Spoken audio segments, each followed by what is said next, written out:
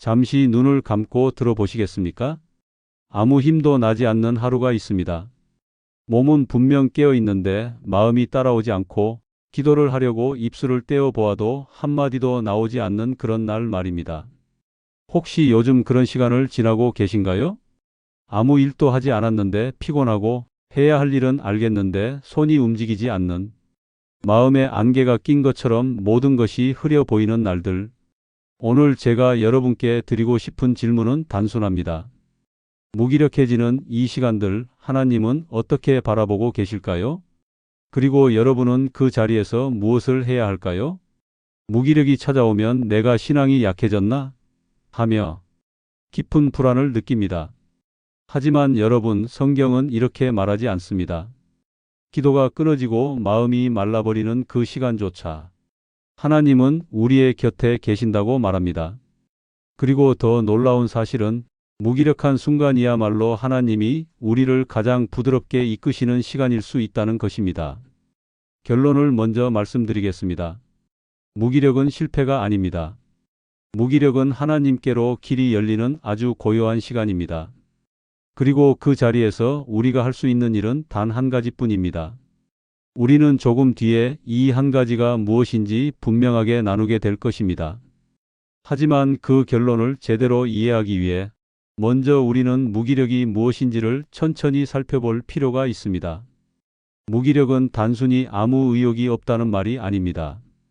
그 뒤에는 복잡한 감정과 오래된 상처, 축적된 피로, 설명하기 어려운 외로움이 숨어 있습니다. 특히 시니어 성도님들이 경험하는 무기력에는 젊은 시절에는 느낄 수 없었던 특별한 깊이가 있습니다. 세월 가운데 많은 것을 견뎌내느라 지친 마음, 앞으로의 시간을 생각하며 드는 막연한 두려움, 예전처럼 몸이 따라주지 않을 때 찾아오는 허탈함, 이 모든 것들이 마음 깊은 곳에서 천천히 쌓이다가 어느 날 갑자기 무력감으로 다가옵니다. 그래서 무기력은 갑자기 찾아오는 것이 아니라 오랫동안 마음 안에서 잠들어 있던 피로가 어느 순간 문을 열고 나오는 것에 가깝습니다. 여러분의 하나님은 이 과정까지도 다 이해하고 계십니다. 그리고 무기력이 찾아왔을 때 우리를 판단하거나 책망하시는 분이 아닙니다. 오히려 더 가까이 다가오시는 분입니다. 지금부터 우리는 무기력의 정체, 성경 속 무기력의 순간, 그리고 하나님이 그 자리에서 어떻게 일하시는지 차근차근 살펴볼 것입니다. 그리고 마지막에는 그 무기력 속에서 우리가 가장 먼저 할 수 있는 단순한 한 가지를 발견하게 될 것입니다. 자, 그러면 이제 무기력이라는 이 깊은 감정이 어떻게 우리 영혼 안에서 형태를 갖추는지부터 시작해 보겠습니다. 무기력이라는 감정은 단순한 피곤함과는 다릅니다. 피곤함은 잠을 자면 회복되지만 무기력은 쉬어도 쉬어지지 않는 상태를 말합니다. 마음속 깊은 곳에서 아무것도 하고 싶지 않다. 그냥 가만히 있고 싶다. 힘을 내라고 해도 도저히 힘이 나지 않는다. 이런 감정이 지속되는 상태입니다. 그리고 이 무기력은 결코 게으름에서 오는 것이 아닙니다. 오히려 너무 오래 힘을 내어 살아온 사람에게 찾아오는 영혼의 피로입니다. 특히 시니어 성도님들의 무기력에는 다음과 같은 요소들이 복합적으로 얽혀 있습니다. 1. 오래 쌓인 감정의 피로. 젊을 때는 삶의 속도가 빠르게 움직이기 때문에 무거운 감정이 오래 머물 시간이 없습니다. 그러나 나이가 들면서 감정의 무게는 더 오래 마음에 머무르고 그 무게는 조금씩 축적됩니다. 축적된 감정의 피로는 언젠가 마음의 힘을 약하게 만듭니다. 이때 나타나는 것이 바로 무기력입니다. 이 반복되는 상실의 경험. 시니어의 삶에는 상실이 많습니다. 사람의 상실, 건강의 상실, 역할의 상실. 이 상실들은 마음의 연료를 조금씩 빼앗아 갑니다. 눈에 보이지 않지만 상실은 영혼의 체력을 떨어뜨립니다. 그리고 영혼의 체력이 떨어지면 기도조차도 어렵게 느껴집니다. 삶 미래를 향한 막연한 두려움. 어떤 분들은 이렇게 말씀하십니다. 사는 게 버거운 것은 아니지만 앞으로의 삶을 생각하면 이상하게 마음이 무거워요. 미래에 대한 불확실함은 우리 마음에서 에너지를 서서히 빼앗아 갑니다. 이것이 반복되면 무기력이 찾아옵니다. 4. 몸이 마음을 따라주지 않을 때 젊은 시절에는 생각하는 대로 움직일 수 있었지만 나이가 들수록 생각과 몸 사이에 간격이 생깁니다. 몸이 마음처럼 움직이지 않을 때 자존감이 떨어지고 또다시 마음의 에너지가 꺼지기 시작합니다. 5. 영적 침묵의 시간. 무기력에는 영적인 측면도 있습니다. 하나님이 멀어진 것 같고 기도를 해도 응답이 없는 것처럼 느껴지고 성경을 읽어도 마음에 드는 말씀이 잘 오지 않는 시간이 있습니다. 그런데 이것은 반드시 신앙이 식었다는 뜻이 아닙니다. 영혼이 성장하는 과정에서 누구나 경험하는 영적 침묵의 시기일 수 있습니다. 무기력은 죄가 아니다. 이 부분이 가장 중요합니다. 많은 분들이 무기력을 느끼면 죄책감을 가집니다. 내가 신앙을 잘못하고 있는 건가? 하나님께 실망을 드리는 건 아닐까? 하지만 성경을 보면 하나님은 무기력한 사람을 책망하지 않습니다. 오히려 더 깊은 위로와 더 부드러운 돌보심을 주십니다. 무기력은 연약함이 아니라 하나님께서 우리를 다시 일으키시기 위해 잠시 멈추게 하시는 시간일 수 있습니다. 무기력은 결코 낯선 감정이 아닙니다. 성경의 인물들, 우리가 존경하는 믿음의 선배들조차 이 감정 앞에서 멈춰 섰던 시간을 경험했습니다. 그들의 이야기를 차분히 들여다보면 우리의 무기력을 새로운 눈으로 바라보게 됩니다. 왜냐하면 그들은 그 무력함 안에서 오히려 하나님의 위로를 깊이 맛보았기 때문입니다. 1. 엘리야, 모든 힘이 빠져 앉아 있었던 선지자. 우리는 엘리야를 기적의 사람, 능력의 사람으로 기억합니다. 하지만 그의 이야기 속에는 놀라울 만큼 인간적인 탈진의 순간이 있습니다. 갈멜산에서 큰 승리를 거둔 엘리야는 바로 다음 장면에서 완전히 무너져 버립니다. 이세벨의 위협을 들은 그는 광야로 도망쳐 들어가 로뎀나무 아래 쓰러져 이렇게 말합니다. 여호와여, 넉넉하오니 지금 내 생명을 거두시옵소서. 이것이 믿음의 실패였을까요? 아닙니다. 엘리야는 무기력해진 자신도 하나님께 숨기지 않았습니다. 그리고 하나님께서는 그 상태의 엘리야를 꾸짖지 않으셨습니다. 그 대신 하나님은 천사를 보내어 그를 일으켜 주셨습니다. 따뜻한 떡과 물을 주시며 일어나서 먹으라. 조용히 말씀하셨습니다. 무기력한 사람에게 하나님은 먼저 위로하십니다. 하나님이 하신 일은 명령이 아니라 돌봄이었습니다. 이 욥 극한의 절망 속에서 마음을 잃어버린 사람. 욥은 너무 큰 슬픔을 단숨에 맞았습니다. 자녀, 재산, 건강, 삶의 기둥들이 모두 무너져 버렸습니다. 그의 입에서는 이렇게 깊은 말이 흘러나옵니다. 내가 나기 전에 죽었더라면. 이 말은 완전한 무기력의 표현입니다. 더 살기 싫다는 뜻이 아니라 그만큼 마음이 지쳐버렸다는 고백이었습니다. 그런데 놀라운 점이 있습니다. 하나님은 욥의 친구들에게 이렇게 말씀하십니다. 너희가 나를 가리켜 말한 것이 내 종 욥의 말같이 옳지 못하니라. 욥의 혼란스러운 말들조차 하나님은 기록하여 붙잡으실 만큼 귀하게 여기셨습니다. 왜일까요? 그 말들이 비록 정돈되지 않았어도 하나님께 향한 진심이 담겨 있었기 때문입니다. 무기력 속에서 흘러나오는 말조차 하나님은 귀하게 들으십니다. 3. 다윗 침묵에 잠기며 마음이 무너졌던 왕. 다윗은 시편에서 무기력을 숨기지 않았습니다. 시편 42편에서 그는 이렇게 고백합니다. 내 영혼아, 내가 어찌하여 낙심하며 어찌하여 내 속에서 불안해하는가. 다윗은 스스로에게 말을 걸며 무너진 마음을 붙들려고 애썼습니다. 그의 영혼은 이미 힘을 잃고 있었습니다. 그런데 다윗은 그 무기력의 한가운데에서 조용히 이렇게 이어 말합니다. 너는 하나님을 바라라. 힘이 없으니까 하나님을 본 것이 아니라 힘이 없을 때 하나님만 바라볼 수 있었던 것입니다. 무기력은 때때로 우리 시선을 가장 본질로 인도하는 통로가 됩니다. 4. 노년의 못의 부담에 무게에 주저앉을 뻔한 지도자. 모세는 광야에서 수많은 백성을 이끄는 동안 종종 마음이 지쳤습니다. 어떤 날은 이렇게 고백했습니다. 차라리 나를 죽여 주옵소서. 그의 무기력은 책임감과 부담이 만들어낸 무거운 피로였습니다. 하지만 하나님은 모세를 꾸짖지 않고 그의 어깨 위에 있던 무게를 나누어 주셨습니다. 장로 70인을 세워 그의 짐을 함께 지게 하신 것입니다. 무기력은 하나님께서 내가 혼자 다할 필요가 없다는 것을 깨닫게 하시는 중요한 순간입니다. 이처럼 믿음의 사람들은 모두 각자의 자리에서 깊은 무기력을 경험했습니다. 그리고 그때마다 하나님은 그들의 연약함을 책망하지 않으셨습니다. 성경은 무기력을 죄로 보지 않습니다. 성경은 무기력을 하나님의 위로가 흐르는 틈으로 봅니다. 우리가 힘을 잃을 때 하나님은 더 가까이 다가오십니다. 우리가 멈춰 설 때 하나님은 우리를 다시 일으킬 준비를 하고 계십니다. 현대를 살아가는 우리에게 왜 무기력이 찾아올까요? 무기력은 어느 날 갑자기 찾아오는 것처럼 보이지만 사실 그 뿌리를 따라가 보면 우리의 삶 속에 조용히 쌓여온 많은 요소들이 있습니다. 마치 조금씩 내려앉는 먼지가 어느 순간 두꺼운 층이 되어 책을 덮어버리는 것처럼 우리의 마음도 천천히 그리고 꾸준히 무거워집니다.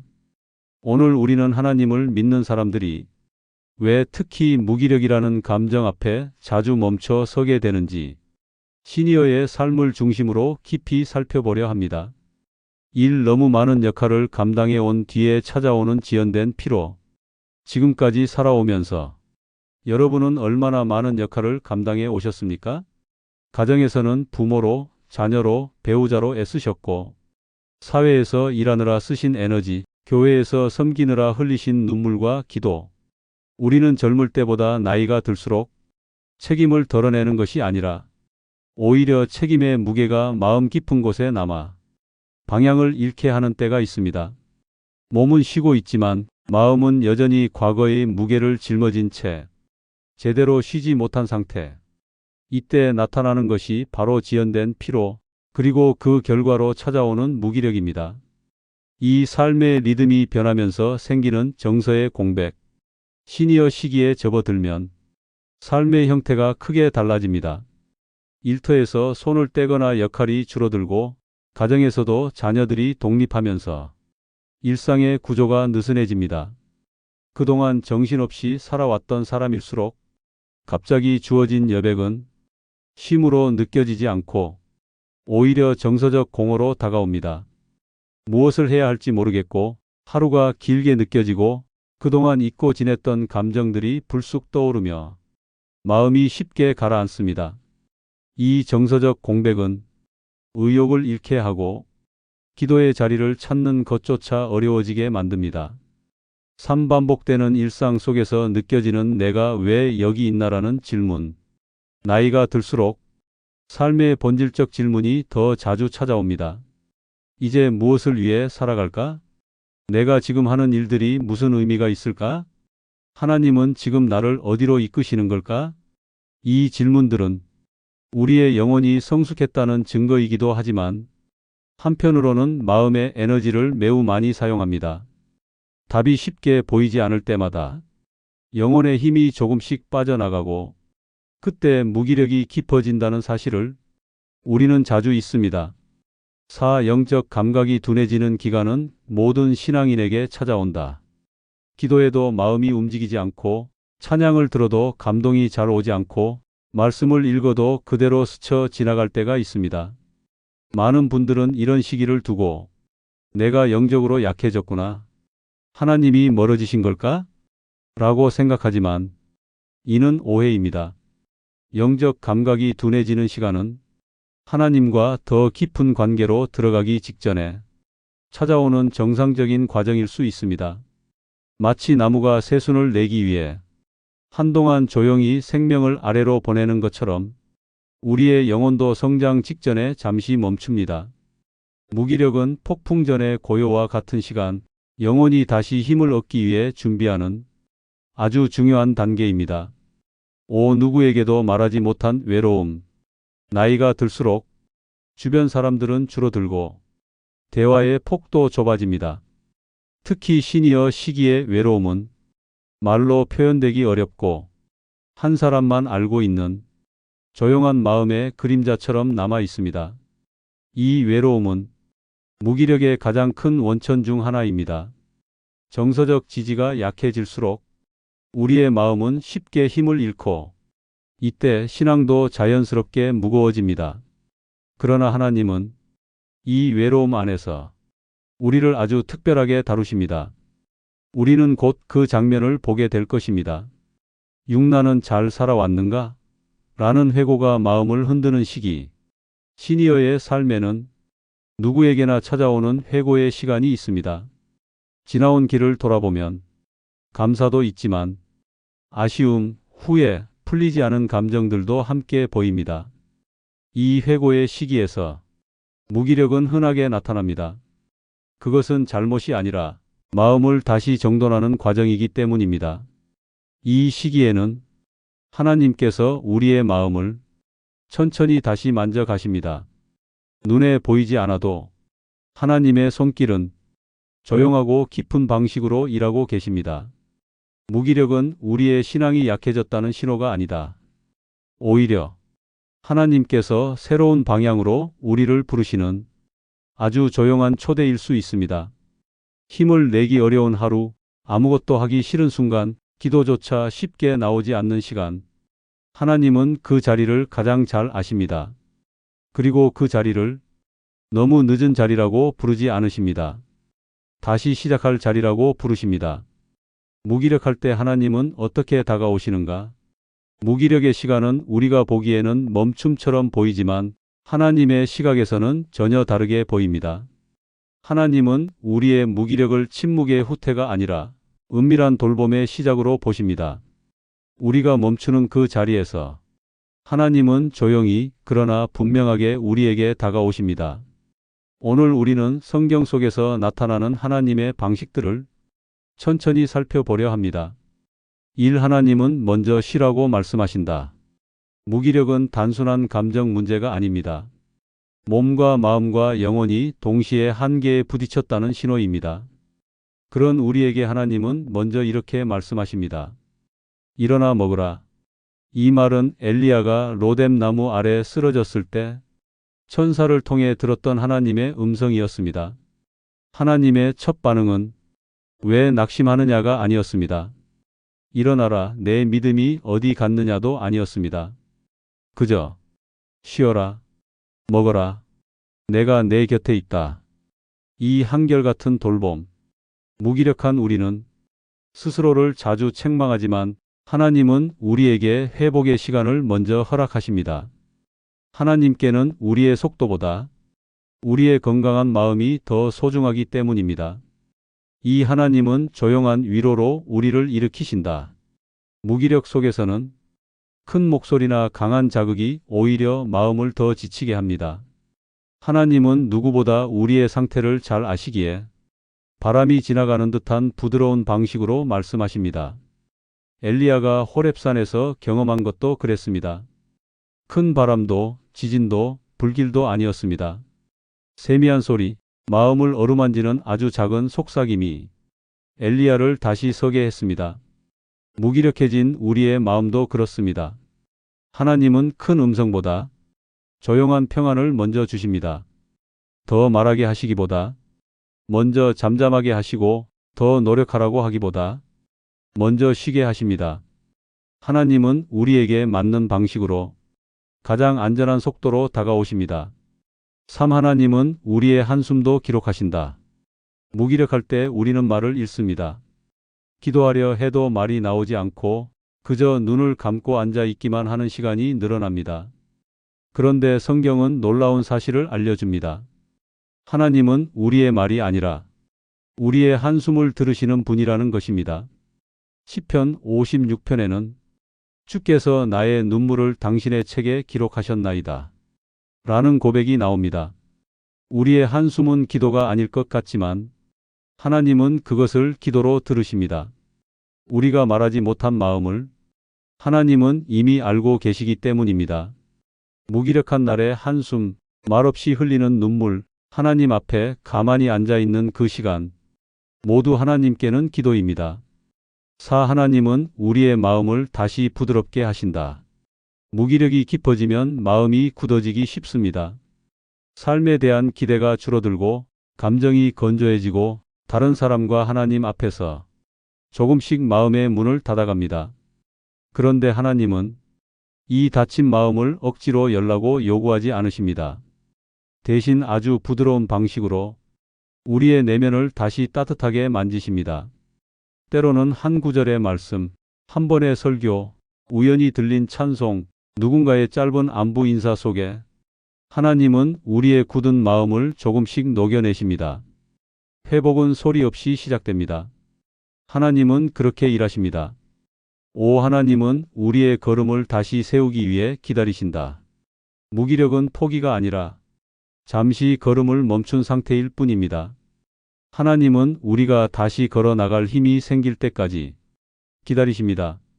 성경에서 하나님은 지치고 쓰러진 사람을 억지로 재촉한 적이 없습니다. 하나님이 원하시는 것은 빠른 순종이 아니라 건강한 순종, 상처 난 발걸음이 아니라 온전한 발걸음입니다. 하나님은 시간의 주인이시기에 우리가 회복되기까지 천천히 오래 기다리십니다. 우리가 조급한 순간에도 하나님은 조급하지 않으십니다. 하나님은 무기력 속에서 새로운 방향을 일러주신다.